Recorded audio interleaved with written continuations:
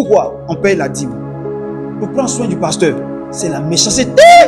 Et ceux qui travaillent le pasteur, c'est pas parce que vous aimez le pasteur que vous lui donnez votre dîme, non. Quand je dis les vérités sérieusement, c'était par amour donné là, que le pasteur veille aussi sur ceux qui sont autour de vous, autour de lui, autant que moi, parce que c'est ça l'amour. Mais le pasteur étudie lui seul. Dans une communauté où le pasteur même ne peut pas gérer sa maison, là on peut essayer de comprendre. Il ne fait rien d'autre. Il n'a rien. C'est compréhensible.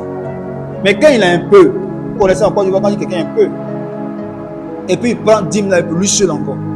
Les autres n'ont rien. Et puis on se tait dessus, ça ne fait rien. Quand tu es content de donner, c'est entre lui et Dieu. Donc, ça veut dire que toi, tu donnes ta dîme pour ce que Dieu a fait pour toi. Pas parce que le pasteur doit profiter de l'argent. Tu ne donnes pas par amour, tu donnes parce que c'est un business. Tu viens s'aimer l'argent pour recorder plus. Alors que le principe du donner est basé sur l'amour.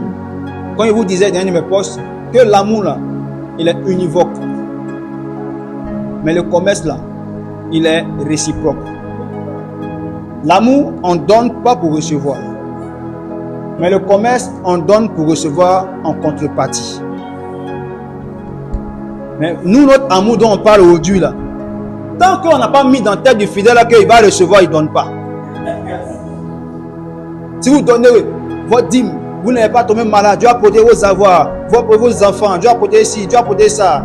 Mais quand vous regardez dans la Bible, il y a beaucoup de versets qui disent que Dieu vous protège parce que vous êtes des justes. L'ange de l'Éternel campe autour de ceux qui les craignent, pas autour de ceux qui payent leur dîme. On ne comprend pas. Tu vas relire encore, parler de santé. La Bible dit, par les maîtresses de Christ, vous avez été guéris. Mais on dit que dîme là te protège de la maladie. Mais pourquoi ils font ça? Parce que c'est pour manipuler le peuple. Le peuple là, ils sont habitués à donner pour recevoir. On ne laisse pas comprendre le véritable sens du donner. La raison pour laquelle on est constitué en église, même on n'enseigne pas ça. L'amour véritable, on ne parle pas de ça. C'est pas ça le problème.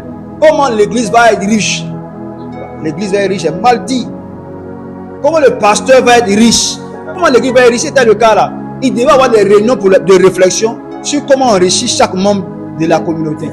Mais il n'y a pas de réflexion à ce sujet. Mais il y a toujours des réflexions sur comment les gens ont donné pour la concession du temps.